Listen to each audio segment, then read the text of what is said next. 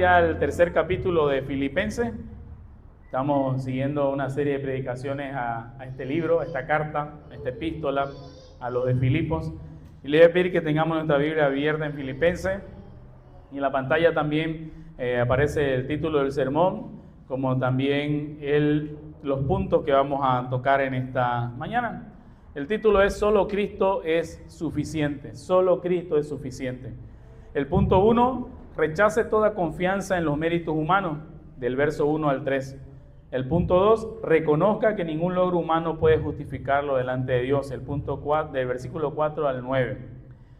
Y el tercer punto, viva buscando a Cristo como su mayor tesoro, del versículo 10 al versículo 11. Y antes de iniciar, vamos a orar nuevamente al Señor para que Él nos acompañe esta mañana. Padre, nuevamente nos acercamos a ti en oración, rogando tu asistencia, por favor, Señor, entendiendo que necesitamos que el Espíritu Santo que habita en nosotros nos pueda alumbrar nuestros ojos. Y también, Padre, si hay algún hermano o algún amigo visita que no te conoce, Señor, que puedas tú obrar soberanamente, sobrenaturalmente, Señor. Ayuda a mis hermanos a escuchar, ayúdame a mí, Señor, a predicar. Gracias te damos, Padre, por este tiempo. Oramos en tu nombre. Amén y amén. Hermanos, me gustaría que ustedes puedan imaginar que el día de mañana, al salir de su casa, son arrestados, ¿no? Y llevados inmediatamente ante un tribunal supremo. Y al estar sentado ahí usted esperando su juicio, las luces alumbran su cara, que son imponentes, el estrado que usted ve de madera bien diseñado, etcétera, y el juez que preside esa corte posee una mirada tan penetrante que puede saber todos los pensamientos que hay en su cabeza, las intenciones de su corazón, sus secretos más oscuros. Y los cargos que hay en su contra son definitivos: transgresión o alta traición a la santidad. ¿Y esto por qué, hermano? No quería llevarlo acá, porque la ley exige una condena eterna para aquellos que han transgredido y han fallado, ¿no? Pero este juez le da una oportunidad, porque antes de dictar el veredicto, le dice: presenten su defensa, tienen oportunidad de poder demostrar por qué no deberían de ser condenados. ¿Qué haría usted en esa situación? ¿Qué pondría usted sobre ese tribunal, sobre la mesa que le dice: habla, ¿por qué no tienes que ser condenado eternamente? Quizás dominado por el pánico, metería usted la mano en el bolsillo y sacaría una carta o una lista de sus mejores acciones que ha hecho, ¿no? Y decir: señor juez, mire, si usted va y pregunta a tal iglesia, ahí le van a decir que yo asisto a esa iglesia fielmente. Mire que aquí también están mis recibos que me dan por las ofrendas. Mire los extractos bancarios, cómo yo estoy ayudando a una organización de un hogar de niños. Mis horas que estoy llevando en el activismo en la iglesia, haciendo una cosa, otra cosa. Y mi reputación, que es intachable en el vecindario, nadie puede hablar mal de mí. Nunca he matado a nadie, leo la Biblia y trato de ser un buen padre. Y soy un buen padre o una buena madre. Hermano, si su respuesta sería de esta manera, usted está dentro de lo que trágicamente millones de personas hoy creen y van de esa manera, creyendo camino hacia la eternidad, pretendiendo que su salvación o la eternidad puede ser comprado por unas cuantas monedas falsas de su propia moralidad. Y pensamos que la salvación, hermano, es un concurso o un certamen de rendimiento donde Dios va a premiar a quienes acumulan suficiente punto en su carnet religioso, ¿no? Aquellos que están ahí activos. Y nos da terror presentarnos ante este tribunal con las manos vacías, ¿no? Y por eso muchos pasan toda su vida tejiendo un traje de buenas obras para poder intentar de esa manera cubrir sus manchas, las cuales al final nunca lo van a lograr. La palabra de Dios, hermano, hoy nos va a confrontar y espero que pueda confrontarlo a ustedes con lo que Pablo dice y nos va a dar un baño de realidad, que realmente, ¿qué son tus buenas obras?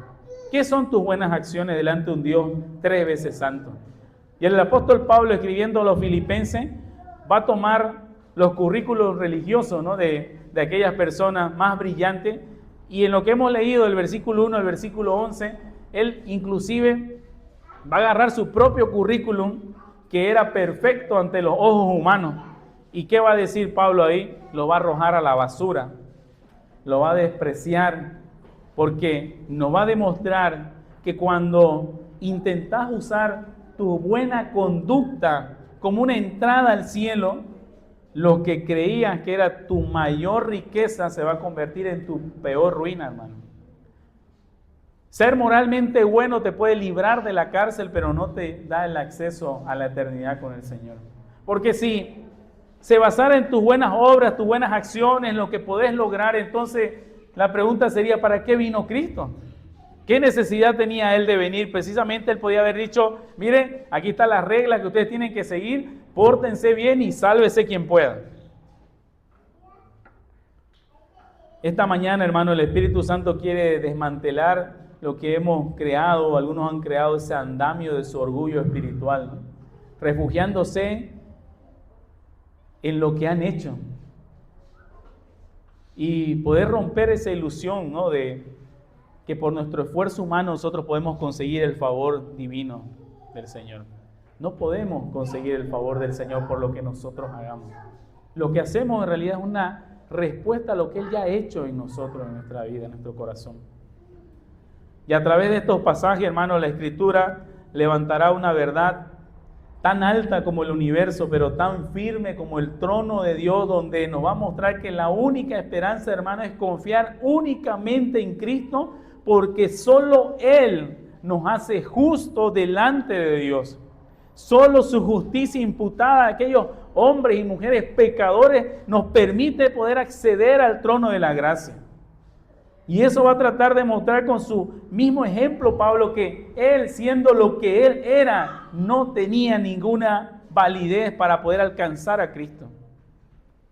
Y con esto, hermano, entramos al primer punto, que es rechace toda confianza en los méritos humanos.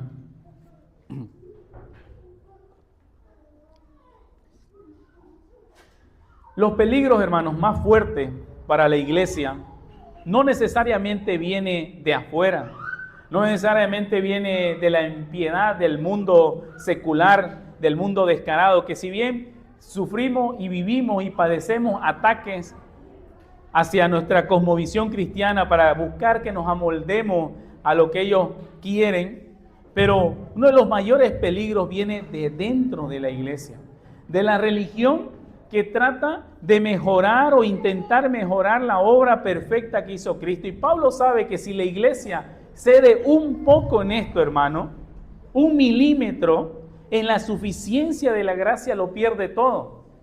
En cuanto a nuestra salvación, no estamos hablando de Dios poniendo un 99,99% y nosotros lo demás. La salvación enteramente de principio a fin es una obra de Dios, efectuada a través de su Hijo, Jesucristo.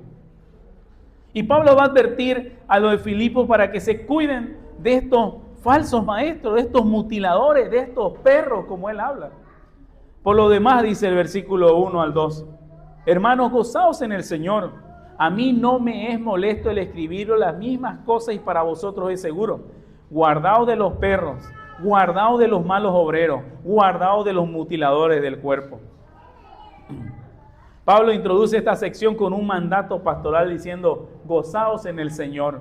El gozo, hermano, teocéntrico, es decir, ese gozo que está centrado en Dios, no es una simple emoción, sino que es un salvaguarda para la mente y el espíritu. ¿Y esto en qué sentido, hermano, viene a ser un salvaguarda? Porque un creyente que está insatisfecho, que no encuentra su delicia plena en Cristo, es el blanco perfecto para el legalismo, y el legalismo toma un lugar donde el gozo en la gracia ha menguado, porque promete falsamente que tu esfuerzo va a poder llenar ese vacío, rellenar ese vacío que te falta. Y Pablo dice, gócese en el Señor, gócese en el Señor. Por eso el apóstol Pablo no tiene problemas al decir acá que va a repetir nuevamente sus instrucciones y no tiene problema en volvérselo a decir, porque él es como un centinela que está observando que viene el peligro, y él lanza un triple imperativo para diciéndole a ellos como una orden: guardaos, guardaos y guardaos. Estamos estudiando sobre predicaciones expositivas los días miércoles, y cuando estudiamos las epístolas vemos que hay que tomar mucha atención cuando se repiten las palabras, ¿no? Y aquí Pablo dice: guardaos, guardaos, guardaos. Miren con atención, abran sus ojos.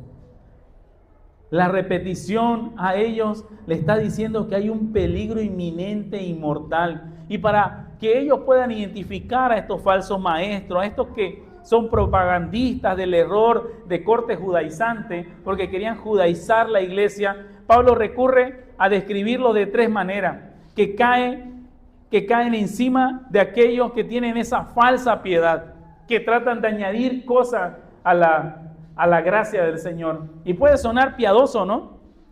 Hay que hacer esto, hay que hacer lo otro, y como para ganarse el favor del Señor. Pero sin embargo Pablo le dice: cuídense de estos hombres que tratan de añadir cosas a la gracia del Señor. Y les dice: perro. Y ahora vivimos en un mundo que es muy hipersensible, ¿no? Te pueden meter preso si vos decís un adjetivo, ¿no? Obviamente como cristianos no estamos llamados a dar adjetivos a todo el mundo, ¿no? Pero Pablo no tiene reparo en decirle esto a estas personas que los va a llamar falsos maestros, mutiladores del cuerpo. En la cultura del Antiguo Oriente, hermano, los perros no son como son los de ahora, ¿no? Yo le explicaba eso a mi hijo en nuestro culto familiar. No era que como tenemos un perrito chiquitito que viene, se sube, salta, etcétera. Los perros en ese tiempo no eran las mascotas queridas que cuidamos hoy en la casa, eran animales callejeros, salvajes, sucios, agresivos, carroñeros, que vagaban entre la basura y las inmundicias de la calle. No por nada después va a decir, ¿no?, el Señor, que el perro vuelve a su propio vómito, y lo vemos como los perros actúan, ¿no? Y Pablo le dice: así son esos tipos, así son esos hombres. Los judíos de la época usaban este insulto despectivo y cargado de orgullo para referirse a los gentiles inmundos que vivían fuera del pacto. El Señor Jesucristo le dice a una mujer que le pide ayuda también: no es bueno dar la comida a los perros, ¿no?, que le corresponde a los hijos. Sin embargo, aquí Pablo, hermano, al usar esto le va a dar un vuelco completo al término. Estos judíos que lo utilizaban para decirle a otra persona, Pablo ahora los va a llamar a ellos y les arroja a estos judaizantes su propio insulto, diciéndole: ustedes son los verdaderos perros espirituales, impuros, rabiosos, desvergonzados y peligrosos. No son los gentiles sin circuncidar, como ellos dicen, son los legalistas que, movidos por motivaciones sucias y codiciosas, están ladrando en contra de la gracia pura de Dios y muestran su diente cuando la verdad es proclamada, y terminan mordiendo, despedazando y devorando la paz de la iglesia con sus exigencias humanas, exigiendo cosas que ni ellos mismos pueden cargar, pero que ellos tienen que hacerlo. Como vemos el día de hoy, ¿no?, en diferentes iglesias que ahora salen a la luz un montón de escándalos, pero ellos predican desde el púlpito cosas que tiene que hacer la iglesia, pero ellos no lo hacen. Y Pablo no se va a quedar ahí, hermano, y va a utilizar una expresión que le dice: son unos malos obreros. Pero esto de decirle malos obreros, o por ejemplo, cuando vos vas a llamar a alguien un obrero, y le decís él es un obrero, aunque no utilizamos tanto esa palabra, es como decir este es un trabajador. Aquí Pablo no está diciendo que este tipo de personas eran unos perezosos, que se sentaban en la silla de la iglesia y estaban ahí, si es que alguien charlaba con ellos, hablaban, etc. Estos eran hombres, hermano, incansables. Eran hombres activos, propagandistas y trabajadores religiosos que eran capaces de viajar largas distancias. Pretendían servir a Dios con un celo admirable y querían ser reconocidos dentro de la congregación como obreros de vanguardia, como Pablo ya viene denunciándolo en estos primeros 2 capítulos. Pero Pablo los califica como malos obreros. ¿Por qué? Porque toda su intensa actividad no estaba para edificar la iglesia, sino para demoler la iglesia, para anular la gracia de Cristo, para poner cargas, requisitos para que puedan alcanzar la salvación.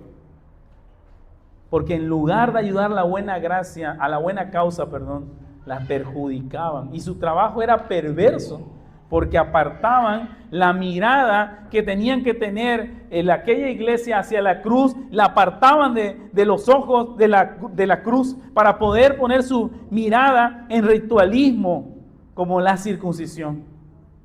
Estos judaizantes que se metían en la iglesia y le decían, está bien, vamos a seguir a Cristo, pero también tienes que hacer esto.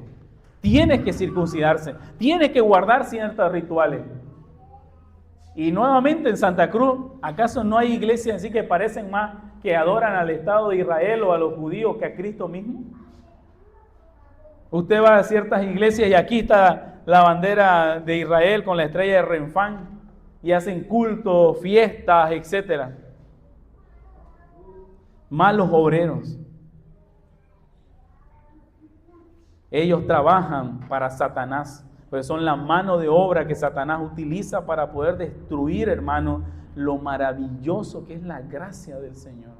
Esa gracia que te transforma para que puedas obedecer al Señor voluntariamente. Esa gracia que te transforma para que te lleve una tristeza que es según Dios para arrepentimiento cuando pecas y caes. Esa gracia incansable que te alcanza. Y Pablo después va a decirle los mutiladores del cuerpo, que lo vamos a ver un poquito más adelante. Y con este término él quiere desmascarar esa falsa doctrina, hermano, y confrontar el rito de la circuncisión física que ellos querían imponer, en lo que ellos basaban su falsa seguridad. Por eso Pablo en Romanos acaba de decir, no es algo externo, la circuncisión es algo interno, del corazón. ¿De qué sirve guardar, hermano, un montón de rituales? Nunca vas a alcanzar lo que el Señor exige, por eso es por gracia, no por obras, para que nadie se gloríe, nadie pueda sacar pecho en el día del juicio final y decir, yo hice esto. Nadie pueda decir como aquel fariseo, yo ofrendo, yo diezmo, yo, etcétera, etcétera. Sino todos aquellos que van a estar en aquel día gozando en la eternidad con su Señor van a ser aquellos que en esta tierra se han golpeado el pecho y han dicho, Señor, sé propicio a mí, este pobre pecador. Mis amados hermanos, esto no es nuevo, ¿no?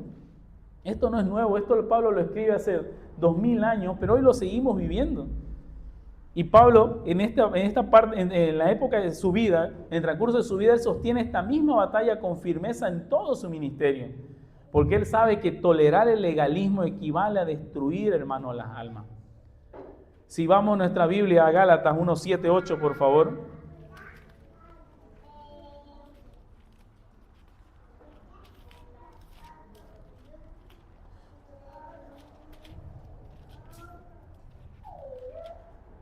Gálatas 1, 7 al 8 dice, bueno, desde el 6, estoy maravillado de que tan pronto os hayas pasado del que os llamó por la gracia de Cristo a un evangelio diferente. No que haya otro, sino que hay algunos que os perturban y quieren pervertir el evangelio de Cristo. Mas si aún nosotros o un ángel del cielo os anunciare otro evangelio que os hemos anunciado, sea anatema. Escuchamos al apóstol Pablo advertir con vehemencia y con firmeza que no hay otro evangelio, sino que algunos los pervierten y quieren confundir. Y él los declara bajo anatema, ¿no? Que caigan bajo maldición de Dios a cualquiera que altere la pureza de la gracia, a cualquiera que quiera menospreciar la gracia del Señor. Y así mismo lo leemos en 2 Corintios 11:3, como vemos que él retira el velo de individuos similares en la iglesia de Corintios, llamándolos sin rodeo falsos apóstoles, obreros fraudulentos que se disfrazan como apóstoles de Cristo, que se introducen en la iglesia de Cristo y quieren tratar de llevar a la iglesia a un legalismo menospreciando la gracia. Y la existencia de Pablo, hermano, acá nos deja una lección. La fidelidad y la ortodoxia pastoral exigen identificar el error con absoluta firmeza para poder proteger el rebaño. Aquellos que han sido llamados a apacentar la grey, hermano, que han recibido esa responsabilidad, tienen, vale la redundancia, la responsabilidad de mantenerse fiel y tienen la responsabilidad de identificar el error y poder advertir al rebaño. El amor al rebaño se demuestra también, hermano, cuando podemos nosotros identificar quiénes son aquellos lobos rapaces que han entrado dentro de la iglesia para destruir la iglesia. Algunos intencionalmente, otros por ignorancia. Pero igual deben ser expuestos, tal como ellos son. Hay algunos, hermanos, que obviamente van a andar o van a enseñar algo errado y al hablar, conversar, van a dejar de lado ese tipo de cosas. Pero hay ciertas personas contumaces que persisten en eso. Esto, hermano, nos obliga a que debemos siempre mirar nuestro propio contexto, porque hoy en día los malos obreros no se presentan vestidos con ropaje del primer siglo, sino que ellos van a entrar mostrando una profunda espiritualidad, una profunda disciplina, una enorme disciplina. Son aquellos líderes, conferencistas o corrientes teológicas que te dicen sutilmente que la sangre de Jesús cubre tus pecados del pasado, pero para mantenerte a salvo y para que Dios te ame, tienes que sumarle ciertas cosas a la cruz el día de hoy. Tu nivel de activismo en el ministerio, tus horas de ayuno, tu estándar de madurez o tu cumplimiento estricto de reglas humanas. Ahora, estas cosas, hermanos, ¿son malas en sí mismas? Obviamente no son malas en sí mismas. Debemos de comprometernos y trabajar por la iglesia, debemos de aprovechar los medios de gracia que el Señor nos ha dejado, pero nunca pensando que esto nos va a ayudar a sostener y mantener nuestra salvación, como si nuevamente la gracia no fuera suficiente, como si el derramamiento de la sangre preciosa de nuestro Señor Jesucristo no fuera suficiente. Cuando permitimos que se nos enseñe que el sacrificio de Jesús debe ser complementado por el esfuerzo del hombre, estamos dejando entrar a los malos obreros, a aquellos malos obreros que destruyen nuestra paz. La verdadera obra, hermano, de un siervo del Señor siempre glorificará la suficiencia de la cruz, nunca el rendimiento del creyente. Como yo le decía en la enseñanza del catecismo, no es que también Cristo haya muerto en la cruz y al final Él haya dicho, bueno, ya hice mi parte, ahora sálvese quien pueda. Él dijo, consumado es, consumado es. Tanto tus pecados pasados, presentes y futuros han sido clavados en la cruz de Cristo si perteneces al pueblo de Cristo. Volvamos nuevamente a ver estos mutiladores del cuerpo. Guardaos de los mutiladores del cuerpo. Estos maestros, hermanos, insistían en que los gentiles debían de someterse a la circuncisión ritual para poder incorporarse plenamente al pacto y ser salvos. Como lo registra Hechos 15:1. Vayamos a Hechos 15:1 para que veamos ese nivel que tenían estas personas.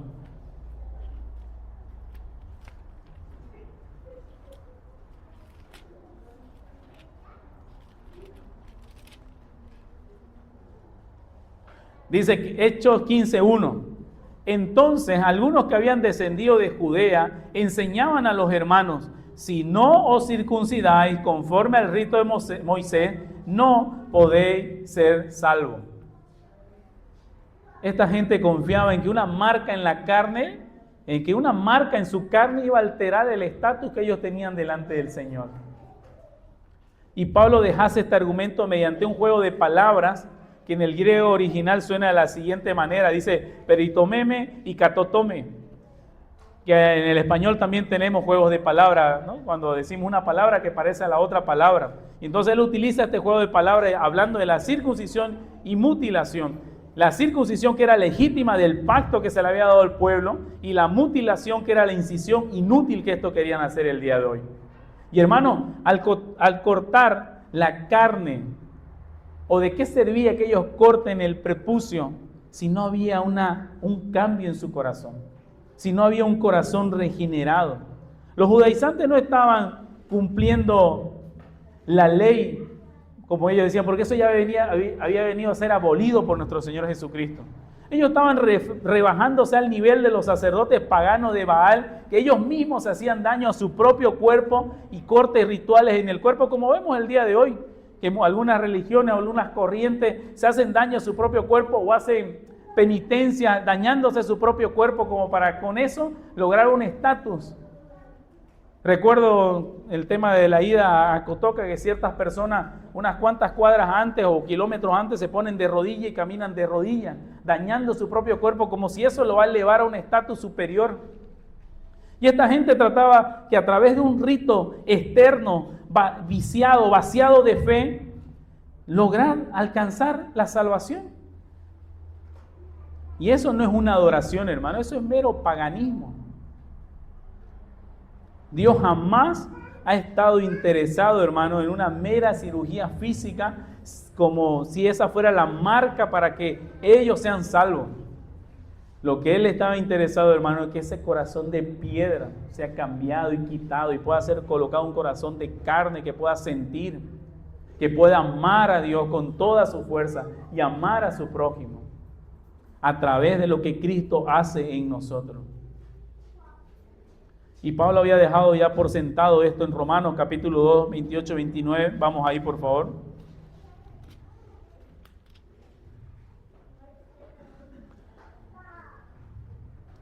Dice así Pablo en Romanos 2, 28, 29. Porque no es judío el que lo es exteriormente, ni es circuncisión la que lo es exteriormente en la carne, sino que es judío el que lo es en el interior. Y la circuncisión es la del corazón, en espíritu y no en letra, la alabanza de la cual no es de los hombres, sino de Dios. ¿Dónde está tu confianza, hermano, ahora, con esto que Pablo viene a hablar? Yo sé que obviamente no es parte de nosotros el tema de la circuncisión el día de hoy, pero ¿en qué estás confiando?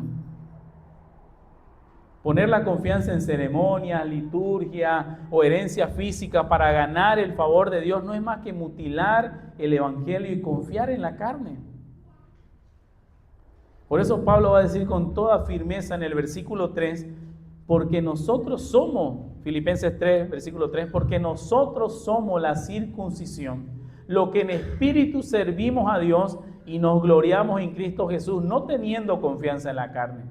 Frente a esta distorsión legalista de estas personas, Pablo define la verdadera identidad de la iglesia. Nosotros, dice, los que hemos creído en la suficiencia de la cruz, seamos judíos, seamos gentiles, aquellos que han creído en la suficiencia de la cruz, aquellos que creen en Cristo, ellos son los verdaderos circuncidados.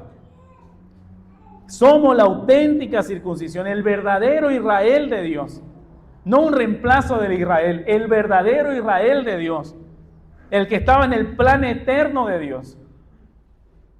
La marca de propiedad divina, hermano, la marca de que eres parte del pueblo del Señor, no se lleva reflejado en la piel con un tatuaje o una cicatriz, se la lleva en el corazón que ha sido renovado por el pacto. Y yo seré para ellos su Dios, y ellos serán mi pueblo, y pondré en su corazón un corazón de carne. Y pondré mi ley en su corazón para que me teman y obedezcan mis mandamientos. Porque Él, como decíamos en las predicaciones anteriores, pone en nosotros el querer como el hacer.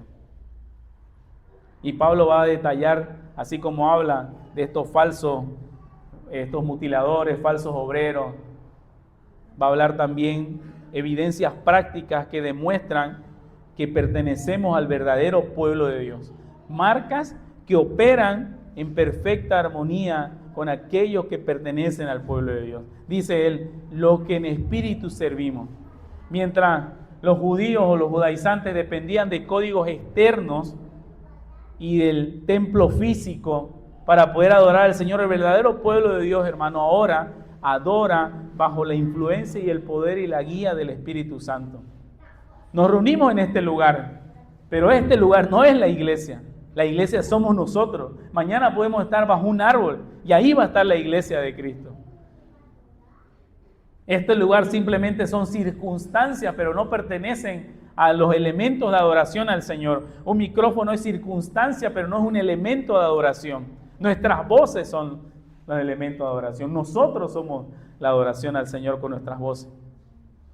Entonces, hermanos, aquí se cumple cuando Pablo dice lo que en espíritu servimos a Dios, lo mismo que el Señor le dice a la mujer samaritana en Juan 4:24, que los verdaderos adoradores adorarán al Padre en espíritu y en verdad.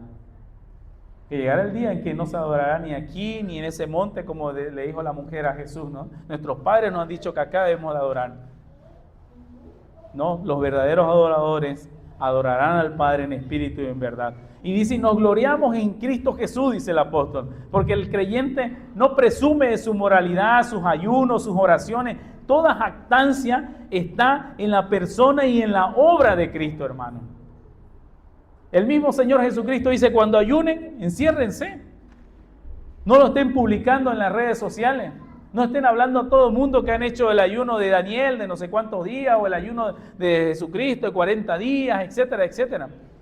Porque toda jactancia está en la persona y en la obra de Cristo. Por eso el mismo Pablo va a decir en Gálatas 6:14, pero lejos esté de mí gloriarme, sino en la cruz de nuestro Señor Jesucristo, porque Cristo es nuestro único trofeo, hermano. Cristo es lo único en lo cual nosotros podemos gloriarnos y alabar su santo nombre. ¿Por qué? Porque Él nos pertenece y nosotros le pertenecemos a Él.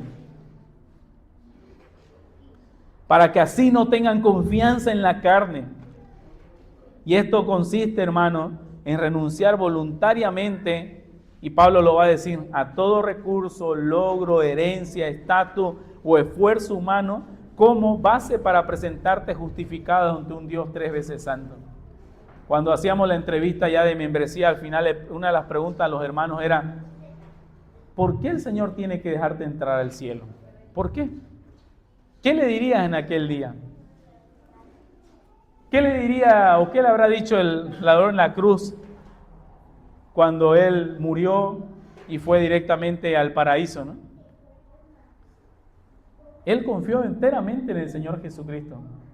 Seguramente si él bajaba de ahí de la cruz y le preguntábamos, decime qué es la justificación, la adopción, la imputación, la redención, la expiación, etcétera, etcétera, él no iba a saber qué responder, ¿no? Y si le decían, ¿y por qué entonces tengo que dejarte entrar? Porque aquel que está colgado en la cruz me dijo que yo puedo entrar, porque Él es mi garantía. Y él reconoció al Señor Jesucristo como el Rey cuando vengas en tu reino. Reconoció que era por gracia si quieres salvarme. Y reconoció, porque yo justamente estoy aquí crucificado por todo lo que yo he hecho. Reconoció su miseria. Y esto obviamente por obra del Espíritu Santo, porque leer los relatos de los ladrones en la cruz, los dos ladrones estaban insultando y vituperando al Señor Jesucristo. No era solo uno. La religión, hermano, nunca va a producir justicia, nunca va a llegar a producir la justicia que Dios demanda. Por eso debes confiar únicamente en Cristo Jesús, porque solo Él te hace justo delante de Dios. Y aquí, hermano, es muy fácil para nosotros asentir con la cabeza y decir, sí, ¿no? Es verdad. Y con este texto nosotros condenar a aquellos judaizantes que querían meter o condenar a aquellas iglesias que están practicando todo este tipo de cosas, ¿no? Y decir, qué alivio, ¿no? Yo no soy esos que confían en la circuncisión física, pero debemos de examinarnos, hermano. Cuando elaboro un sermón, al primer corazón que predico es a mi propio corazón. Yo tengo que ver mi vida, y usted que está sentado ahí no tiene que decir, debe ser para mi marido, para mi esposa o para el hermano que está ahí al frente. Qué bien que se está predicando esto, porque este hermano tiene que escuchar esto. El virus, hermano, de la confianza en la carne es sumamente adaptable. Se cambia de ropa con cada generación que va pasando. Hoy no se llama circuncisión, pero se puede llamar algún apellido eclesiástico. Yo pertenezco a una iglesia bautista reformada. Todos los demás están equivocados. Solo nosotros tenemos la doctrina correcta, sana. Llevo 15 años como miembro activo en la iglesia. Si miran mi currículum, van a poder ver que nunca me he faltado. Soy un hombre bien tajante con la rigidez litúrgica cuando se tienen que hacer. Cuando se convoca, usted me va a ver ahí todo el tiempo, sí o sí. Tengo una conducta externa intachable. Y todas esas cosas las utilizamos como aquel ropaje para como que el Señor pueda tener o mirarnos de mejor manera a nosotros, olvidando que es por gracia. Y estas cosas las usamos para poder, en algunos casos, algunas personas, ocultar la podredumbre que tienen dentro. Y hacen este tipo de cosas para poder calmar su conciencia de lo que hacen de lunes a sábado. Y vienen y están sentados 1 hora y media y ya están pensando en qué van a almorzar a las 2:30, ¿no? Y ya están pensando en irse. Pero ya vinieron y cumplieron. Ahora ya tienen 6 días más para poder ser ellos mismos su propio Dios, su propia ley. No es así, hermano. Y podríamos vernos tentados también al ver lo de Pablo, al poder pensar que él escribe esto porque es un hombre resentido, ¿no? Al escuchar que los judíos o los judaizantes estaban haciendo este tipo de cosas, él empezara a sacar sus credenciales humanas y a decir, oiga, ustedes están hablando de lo que hacen, pero a ver, escuchen lo que yo soy también. Y Pablo va a desplegar aquí su currículo religioso, que realmente es brillante y deslumbrante, ¿no? Que si eso lo pusiéramos para que fuera requisito para alcanzar el cielo, hermano, ninguno de los que estamos acá podríamos alcanzar lo que Pablo hizo. Pero no es así, porque no es por mérito. Y él lo va a poner eso para demostrar realmente que todo lo que él ha hecho en su vida no alcanza para poder alcanzar a Cristo, para lograr la salvación, porque esto es enteramente por gracia. Y por eso este segundo punto va a ser: reconozca que ningún logro humano puede justificarlo delante de Dios. Ningún logro humano puede justificarlo delante de Dios. Aquí entra la doctrina de la justificación. El justo por los injustos. Él nos justifica delante del Padre. Es un término legal donde Dios actúa como un juez y nos declara justos por lo que Cristo hizo a favor de nosotros. Su justicia perfecta, su obediencia perfecta es imputada en nosotros y nuestro pecado es imputado en Él. Porque escrito está, ¿no? Maldito todo aquel que es colgado en un madero. Y Pablo ha sido duro con los judaizantes y bien, llamándolos perros, malos obreros, mutiladores. Y alguien en Filipo, hermano, podría haber levantado la mano y argumentar y decir, bueno, es muy fácil para Pablo hablar contra los logros de la carne porque seguramente él nunca tuvo ningún éxito en los sistemas religiosos. Habla mal de las credenciales porque su propio currículo es mediocre. Pero Pablo va a hablar acá que no es así. Y vamos al texto de Filipenses 3, del 4 al 6, por favor.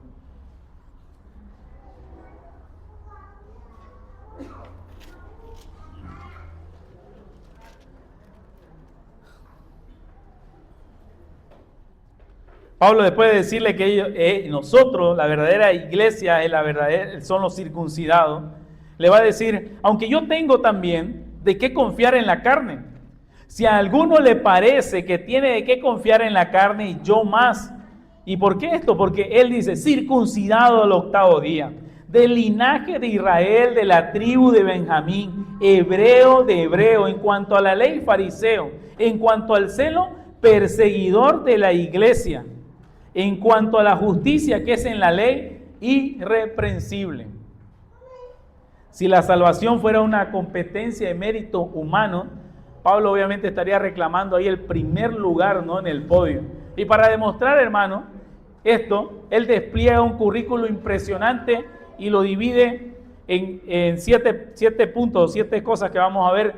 Habla de 4 privilegios heredados, su herencia, y de 3 logros personales. Él dice primero que fue circuncidado el 8º día, es del linaje de Israel, de la tribu de Benjamín, hebreo de hebreo.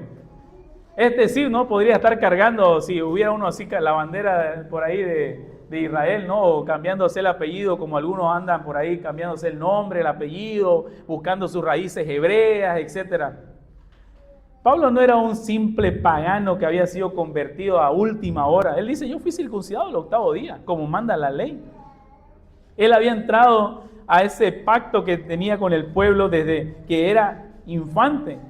Él dice que viene de la línea de Israel, que era un descendiente directo de Jacob, un miembro legítimo de la nación escogida, un portador de las promesas divinas, que no había una sola gota de sangre gentil en sus venas.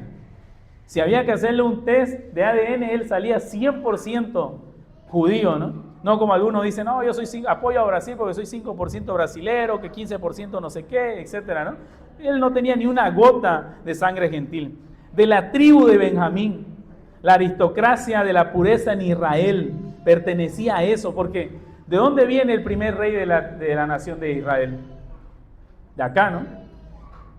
Y él y la tribu de Benjamín, que permaneció fiel al pacto tras el exilio, ¿no?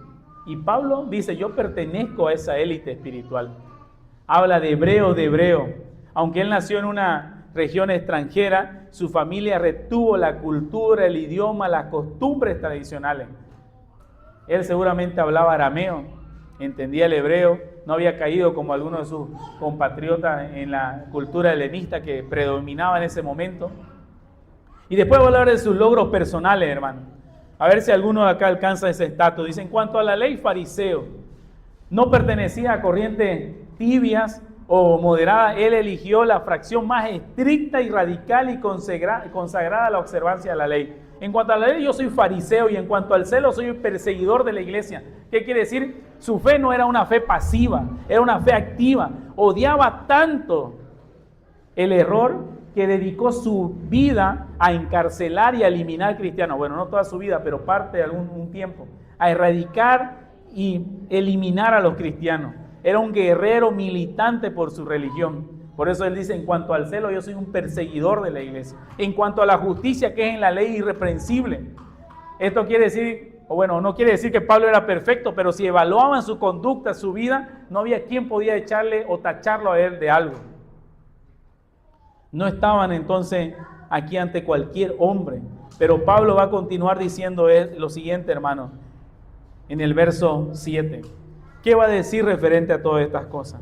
Pero las cosas que para mí eran ganancia, las he tenido por pérdida por causa de Cristo. Y el verso 8. Y ciertamente aún tengo todas las cosas como pérdida por la excelencia del conocimiento de Cristo Jesús, mi Señor, por quien lo he perdido todo y lo tengo por estiércol para ganar a Cristo. Imagínense, hermano, Saulo de Tarso, sentado en su escritorio, o ahí en donde él le correspondía antes de su conversión, abriendo un pesado libro donde se registra todo lo que él ha logrado. Y en la columna, ¿no?, de activos, todas sus ganancias él iba sumando con orgullo. Nací de la tribu de Benjamín, muy bien, más puntos para mí, soy fariseo, tengo más mérito, soy irreprensible. Y Saulo creía, hermano, que todas estas cosas que él hacía, estas buenas obras le daban su entrada al cielo, porque él creía que estaba sirviendo a Dios haciendo todas estas cosas. Pero un día en el camino a Damasco ocurrió una quiebra en él, ¿no? Él pudo darse cuenta que todas estas cosas, al ver al Cristo resucitado en su gloria deslumbrante, pudo comprender que su supuesta justicia y sus méritos no eran más que una afrenta contra este Dios santo. En ese instante Pablo tomó la pluma de la gracia y pudo tachar todas esas cosas que él había dicho y decir, esto no tiene ninguna importancia o no es ninguna ganancia para mí, no me ayudan para poder alcanzar a Cristo. Así que Pablo, al verse, hermano, en esta situación, puede considerar todo lo que él había logrado como basura, sin importancia, para poder alcanzar la salvación. Y al ver esto, hermano, por ejemplo, cuando él utiliza la expresión o utiliza una metáfora hiperbólica para describir el estatus de sus antiguos méritos, y él habla sobre el estiércol, ¿no? O se puede traducir también como los desprecios de la cocina o las vísceras podridas que se arrojan a la calle para que esos perros lo puedan devorar.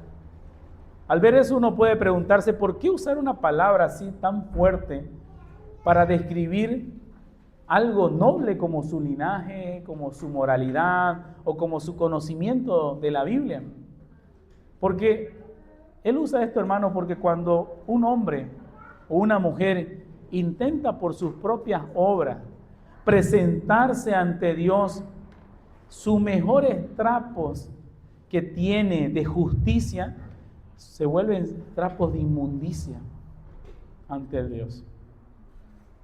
No importa que ante los ojos del hombre sean trapos de gala púrpura, como se vestían los reyes en aquella época. Si alguien intenta presentarse de esa manera, es un insulto a la cruz de Cristo. Intentar presentarte ante el Padre confiando en tu propia bondad equivale, hermano, a presentarte a una cena de gala vestido de harapo, ¿no? Impregnado de estiércol. Y nadie asiste a una boda, por ejemplo, de una manera así, ¿no? Todos nos ponemos nuestro mejor traje al ir a una boda. Esto es lo que significa tratar de ganar a Cristo a través de tu propia justicia. Por eso él puede decir, esto es estiércol, basura. Y esta justicia, hermanos, que proviene únicamente por la fe en Cristo, Pablo va a decir en el verso 9, y ser hallado en Él, no teniendo mi propia justicia que es por la ley, sino la que es por la fe en Cristo, la justicia que es de Dios por la fe. Pablo anhela compadecer ante el tribunal de Dios. Él ya lo había mencionado en los versículos anteriores, ¿no? Para mí sería mucho mejor partir, pero él anhela compadecer ante el tribunal, pero siendo hallado ¿en quién? En Cristo. Sabe que el veredicto del juez justo depende enteramente de la vestimenta que él lleve puesto, la justicia de Cristo. Y existen únicamente dos opciones sobre la mesa, hermano. La primera es tener tu propia justicia, que es por la ley. Y esta es la ley o la justicia del esfuerzo humano, la que se teje viendo todas las cosas que vos sacás pecho que haces por el Señor. Y es una justicia obviamente defectuosa, manchada por el orgullo, y es que está condenada al fracaso. Como el mismo apóstol Pablo va a decir en Romanos 3:20, la ley se ha dado para que toda boca se calle, porque nadie va a poder ser justificado delante de Dios por las obras de la ley. Nadie va a poder pararse delante del trono y decir, yo he sido un buen padre, yo crié a mis hijos, yo hice esto, lo otro. Si no tiene, como dice el mismo apóstol Juan en el capítulo 2, a Cristo como su abogado, aquel que es la propiciación de nuestros pecados, aquel que nos cubre. ¿En cuál estás, hermano? La segunda es, y la única válida, es la justicia que es de Dios por la fe. Y esta no es una justicia que uno puede fabricar, hermano. Es una justicia que Dios imputa, que Dios te pone. Es la perfecta obediencia de Cristo, aquella obediencia pasiva que sin abrir su boca como un cordero fue hasta la cruz. Y aquella obediencia activa que no tuvo pecado. Él fue obediente hasta la muerte. Es la obediencia perfecta de Cristo, extendida como un manto que no tiene mancha, que no tiene costura, sobre aquel pecador que se arrepiente y deposita su fe y su confianza enteramente en Cristo. Y aquel es el que Cristo lo va a llevar en el hueco de su mano. Es aquel que nada puede arrebatarlo de la mano del Señor. Y aquí, hermanos o iglesia, hagamos una pregunta, y hagamos una pregunta crucial de nuestra existencia. ¿En qué se basa tu seguridad el día de hoy? Cuando el peso de tu pecado sacude tu conciencia, o cuando te toque presentarte ante la santidad majestuosa del Creador, ¿qué vas a argumentar? Piensa por un momento, ¿qué vas a argumentar? ¿Qué le vas a decir al Creador? Y aquí radica nuevamente el énfasis de nuestro pasaje. Confía únicamente en Cristo, que solo Él te puede hacer justo delante de Dios. No son tus lágrimas, hermano. En mis años como cristiano he visto muchas personas derramar lágrimas, arrodillarse, llorar y después volver a lo mismo. He visitado hospitales donde personas piden un milagro, salen, el Señor tiene misericordia, salen de ahí y vuelven a hacer su vida como mejor les parezca. No son tus lágrimas, hermano, que van a lavar tu maldad. Es la sangre de Cristo derramada en la cruz del Calvario. No es tu consistencia moral que van a abrir las puertas del paraíso, hermano. Es la fidelidad perfecta del Hijo de Dios para recibir esta justicia. Tienes que pasar por la cruz de Cristo, hermano. Tienes que pasar por la cruz. Ningún mérito humano puede reemplazar la justicia perfecta que Dios concede en Cristo. Y esta maravillosa verdad, hermano, de la justificación por la fe, puede generar también un malentendido en el corazón de muchos religiosos, porque piensan, ¿no? Qué magnífico, ¿no? Si la justicia de Cristo ya me fue acreditada gratuitamente y mis méritos que yo hago, las cosas que yo hago no suman nada, entonces ya alcancé la meta, ya puedo cruzar los brazos y esperar que el Señor venga y me lleve o yo vaya hacia Él y listo. Y quedarse en una vida cristiana pasiva, estancada, sin crecimiento ni nada, porque dicen, ya fui justificado, ya fui justo y listo. Pero el evangelio legítimo, hermano, nunca va a producir creyentes o cristianos perezosos. Somos salvados por la fe sola, pero esta fe nunca viene sola. La gracia que justifica de forma gratuita es la misma gracia que santifica de forma poderosa. Si esta fuera la intención de Pablo, hermano, entonces no haya escrito 1:6, que el que comenzó la buena obra la irá perfeccionando en ustedes, o que cuiden su salvación con temor y temblor, porque Él es el que produce el querer y el hacer por su buena voluntad. No tendría sentido si llegamos a esa conclusión, ya fuimos justificados, entonces nos cruzamos los brazos, nos quedamos sentados y listo. Pablo nunca consideró la justificación que se da en un momento, porque la santificación, hay santificación posicional, en ese momento sos apartado y santo para el Señor, pero también hay una santificación progresiva, porque Él comenzó la buena obra y vas a ir caminando en un camino de santidad. Pablo no consideró la justificación como la línea de llegada donde uno se sienta a descansar, sino más bien como el punto de partida del maratón que tienes que emprender. Porque no es una carrera de 100 metros planos, es una maratón. Somos peregrinos yendo hacia nuestra verdadera patria celestial. Y en ese caminar vamos a ir mostrando a qué Dios servimos y a qué Dios pertenecemos y qué Dios nos ha salvado por pura gracia. Tiene que haber un antes y un después. Se ha sido justificado, se ha sido lavado por la sangre de Cristo, se has visto la cruz de Cristo y has contemplado la cruz, al Hijo del Hombre colgado aquí en la cruz. No puedes quedarte pasivo. La mano vacía que soltó esos privilegios carnales para abrazar la cruz ahora se extiende con desesperación para capturar el tesoro más grande del universo, hermano. Y con esto vamos a entrar al último punto, que es viva buscando a Cristo como su mayor tesoro. Versículo 10 al 11. Viva buscando a Cristo como su mayor tesoro. La fe justificadora, hermano, nuevamente nunca se va a quedar estática en el tribunal. La fe no es una mera transacción fría que queda ahí pasiva, sino más bien enciende el alma. Porque si has sido declarado justo, el Espíritu de Dios implanta en ti un hambre insaciable por la persona que te salvó.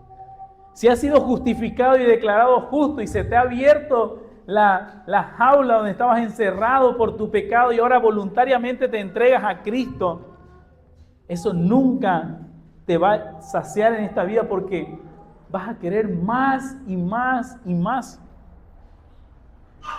Me hace recuerdo a la oración del Señor Jesucristo en Juan 17, cuando Él le dice: en esto consiste la vida eterna, en que te conozcan a ti, al único Dios, y a tu Hijo a quien has enviado. Una eternidad no va a alcanzar para conocer a nuestro Señor. La primera parte de este versículo 10 de Filipenses 3 dice: a fin de conocerle. Y observen el orden, hermanos, del Evangelio aquí. Recibir la justicia no constituye el final de la vida cristiana, sino más bien su glorioso comienzo. Pablo ya es salvo, Pablo ya es un apóstol, ya lleva décadas sirviendo y sin embargo exclama con la urgencia de una persona que está aún mendigando, ¿no? Anhelo conocer al Señor, a fin de conocerle. La palabra que él utiliza acá, que es ginosco, es un término, hermano, en el original, que implica una intimidad profunda. un conocimiento experimental, una relación, no simplemente un conocimiento intelectual. El otro día estaba viendo un debate yo de un ateo con un cristiano, y el ateo podía recitar más versículos que creo que muchas personas que estamos aquí sentados.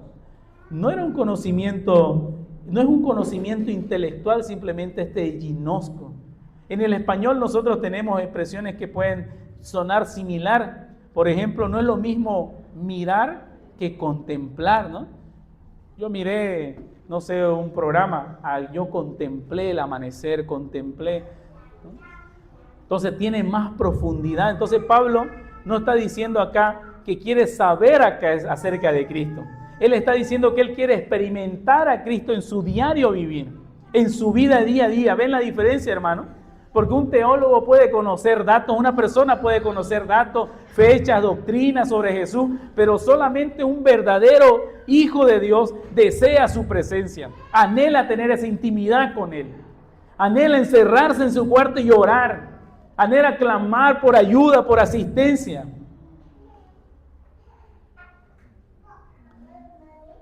Y para cultivar esto, hermano, hoy, este conocimiento vivo, el creyente nunca debe quedarse con los brazos cruzados, hermano. Debe entregarse con pasión a las disciplinas espirituales. Y ven el orden, ¿no, hermano? Él nos muestra que somos justificados por gracia. Pero no nos vamos a quedar ahí. Vamos a aprovechar las disciplinas que Él nos ha dejado espirituales para que podamos crecer en conocimiento de Él.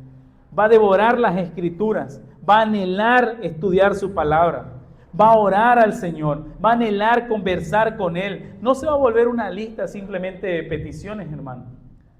Y si usted quizás no sabe cómo orar al Señor, agarre los salmos. Yo escuché una vez, recibí ese consejo, ora los salmos. Y agarré el Salmo 1 y decía, bienaventurado el varón, ¿no?, que no anduvo en consejo de malos. De ahí me paraba un momento y decía, Señor, ayúdame en esto. Y se va nutriendo uno, ¿no? Y va aprendiendo. Y va a anhelar seguir conversando con el Señor y no una lista simplemente de peticiones. Este creyente va a anhelar pertenecer a un grupo de hermanos, una iglesia, para poder adorar con sus voces al Señor. Se va a entregar al servicio de la iglesia, va a entregarse a la expansión del reino del Señor, dentro del área donde cada uno de nosotros estamos. Aquí somos un poco más de 40, y hay 40 lugares donde vamos a ir mañana a trabajar. Entonces se entrega completamente a la expansión del reino del Señor. Y se entrega a la iglesia porque sabe, hermano, que ahí en la iglesia es donde se manifiesta de manera tangible que Cristo te ha salvado. Pero no solamente se va a quedar ahí, hermano. Esto es continuo. Aparte de ser continuo, también el apóstol Pablo va a decir en el versículo 10b, el poder de su resurrección y la participación de sus padecimientos, llegando a ser semejante a Él en su muerte. La unión con Cristo introduce al creyente en una paradoja profunda. ¿Qué quiere decir esto, hermano? Pablo va a citar dos experiencias entrelazadas que sostienen el diario vivir. El poder de su resurrección y la participación en su sufrimiento. La vida cristiana, hermano, es humanamente imposible llevarla en nuestras propias fuerzas.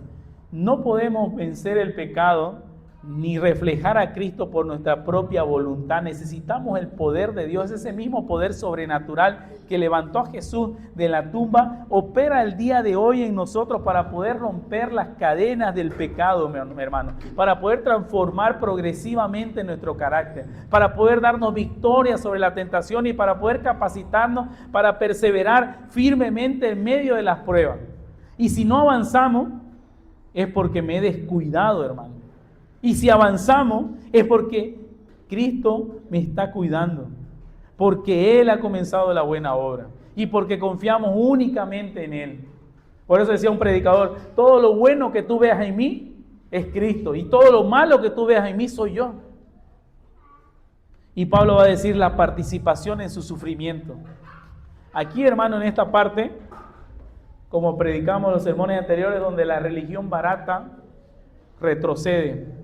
¿Por qué? Porque el verdadero discípulo avanza a pesar de los sufrimientos. La fe legítima, hermano, nunca te exime del dolor. La fe legítima te une a los padecimientos de Cristo. Y esto se manifiesta cuando el mundo te rechaza, cuando te critica, cuando te margina por causa de tu fidelidad al Evangelio, cumpliendo lo que Jesucristo advirtió en Juan 15:20. Si a mí me han perseguido, también a vosotros os perseguirán. Si el mundo no te persigue, hermano, si el mundo más bien te alaba por el ejemplo de cristiano que son, entonces deberías de preocuparte. Quizás no has nacido de nuevo. El mundo no anhela estar alrededor o al lado de alguien que alumbra, que es luz, que es sal, porque sus obras son malas. Si no estás sufriendo de los padecimientos, el rechazo, la crítica, siendo marginado, hermano, por tu fidelidad al Evangelio, examínate. Y este padecimiento también implica un sufrimiento interno, porque la guerra que tenemos nosotros contra nuestro propio orgullo, contra nuestra carne, tratando de crucificar al viejo hombre todos los días. Y con todas estas advertencias, hermano, la pregunta es, ¿estás dispuesto a abrazar este paquete completo del Evangelio? ¿Estás dispuesto a no solamente recibir ese privilegio de creer en Cristo, sino padecer por Cristo? Muchos quieren el trono de la resurrección, pero huyen de la cruz del padecimiento, ¿no? Muchos se lamentan cuando ven que a Cristo le pusieron una cruz de espina, pero ellos quieren que se le ponga una corona de espina, y ellos quieren que se le coloque una corona de flores. Confía únicamente en Cristo, hermano, porque solo Él te hace justo delante de Dios. Verso 11. Si en alguna manera llegara a la resurrección de entre los muertos. Finalmente el apóstol Pablo, hermano, con la mirada fija en el horizonte de la eternidad, va a decir si en alguna manera llegase. Y algunos van a interpretar esto como si Pablo estaba dudando de su salvación. Y eso está totalmente alejado de la realidad, porque él mismo escribió: sé en quién he creído, ninguna condenación hay para los que están en Cristo Jesús, el justo solo por la fe vivirá.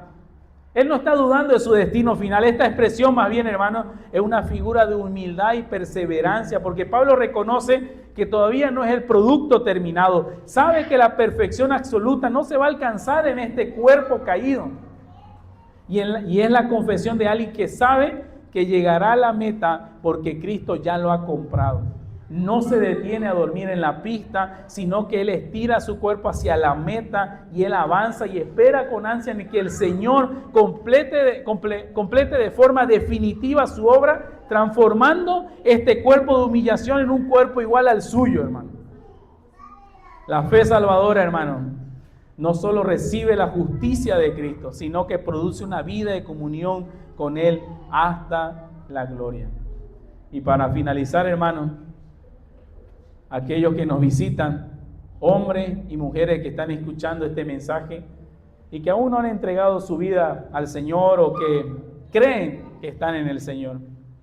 La palabra del Señor siempre nos desnuda y saca a relucir las mentiras con la cual nosotros nos engañamos, ¿no? La mentira en que puedes ser suficientemente bueno, moral o piadoso para poder salvarte a ti mismo, y que quizás has intentado toda tu vida tratando de construir tus propias credenciales que puedas mostrar en aquel día final, tratando de equilibrar la balanza, haciendo buenas obras, portándote bien para poder tachar lo malo que has hecho.